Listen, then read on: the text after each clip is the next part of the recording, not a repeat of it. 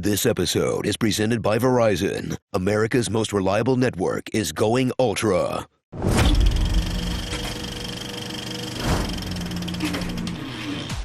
From the company that distributes HBO Max content in theaters, and one of the minds behind Jupiter Ascending. No, bees are genetically designed to recognize royalty. Comes an installment so long in the making. This is what technology looked like when the last one came out. Freeman, 713. I am a sentinel. The Matrix Resurrections. Prepare for a film that asks the ultimate question. Do you take the blue pill and let them reboot this without the creators starring Tom Holland as Neo? Or take the red pill and see how far up its own ass the story can go? This cannot be another reboot, retread, regurgitate. Why not? I will sequel franchise spin-off! At last.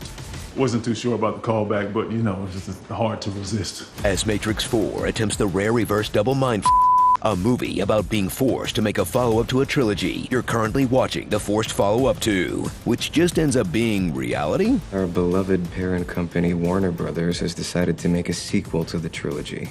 They informed me they're going to do it with or without us. It's like the invented bullet time, but for dodging criticism.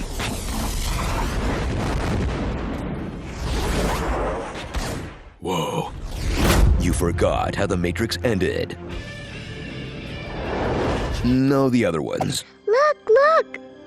Just look at that.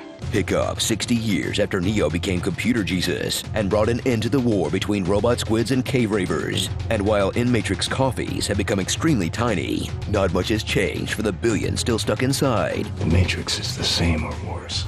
But Neo will return to shut it down for good, or awaken the millions who still want to be free. No, instead, watch the Chosen One risk it all to eat his girlfriend. If there is a chance I can free her. Even if it means endangering everyone in this city. Because we're finally getting the answer to what the franchise was really about. Taking unlabeled pills, then risking it all to impress a girl you met online. I just thought, you were a guy. Why do all my Trinities look like Harry Knowles? Keanu Reeves and his struggle beard return as Thomas Anderson, a game designer who probably should have taken over Cyberpunk 2077 until he's reborn again as Neo again. A living legend who's treated with the reverence of a modern-day Keanu Reeves. Not a fanboy out here, but this is kind of a huge moment for me. Joining him is Trinity, who's back to kicking ass and taking names 2 hours into the runtime. My name is Trinity. There she is, newcomer Bugs, the latest example of Warner Brothers space jamming their IPs into everything. My name is Bugs. As in, Bunny. What's up, Doc? A simulated version of Morpheus, because the real one canonically died in the bad 2005 video game. Can't bring back the best part of the films if he died in a video game tie-in. That'd just be crazy. Niobe, the character from the good Matrix video game tie-in, and I guess the sequels. Agent Smith, who's been upgraded into a hot musical theater actor, but who brings as much menace to the role as he did to King George in Hamilton. Awesome. Wow. Some RoboScab class traitors who all look like these thingies, and Neil Patrick Harris as the analyst, a clear metaphor for the fact that men do not need therapy. In fact, I am the chosen one, and that married woman I'm obsessed with does love me. She just doesn't know it yet, okay? I did my own research. You loved the first Matrix for its original mix of William Gibson's Neuromancer with a Gap Khakis commercial. Now, all that meticulous craft will be sidelined for the same quick-cut garbage fighting that's numbed us out for the last decade. Augmented by effects that are supposed to look fake and bad, I guess? And where Neo still knows Kung Fu, but at this age, he'd just rather spam the block button.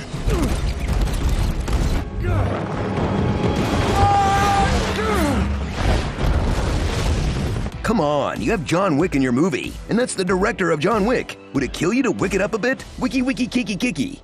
So gather the adult children you've had time to raise since The Matrix came out, and revisit a film stuffed with about 100 references to a timeless classic. Free your mind. Mr. Anderson!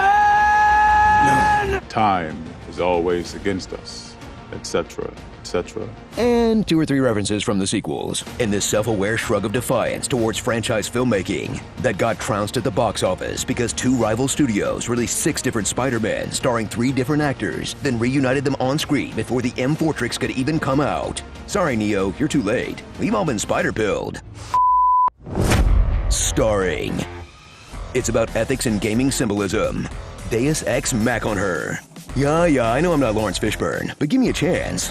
The Defenders, Antivirus, Dark Clippy, You Know Weaving. Whoa, is that Christina Ricci? For one scene? Jada Packet Sniff. And When You Finally Buy a Bidet. I gotta hack in the bathroom, hurry! Yes! The Great Trin Robbery. Pretty cool that the 2 big villains are both musical theater icons. When are we getting The Matrix on Broadway? Kristen Chenoweth as the Oracle, that guy who played Shrek as the Architect? Oh, and Ben Platt as the Spoon Kid. He's the perfect age. This episode is presented by Verizon. America's most reliable network is going ultra.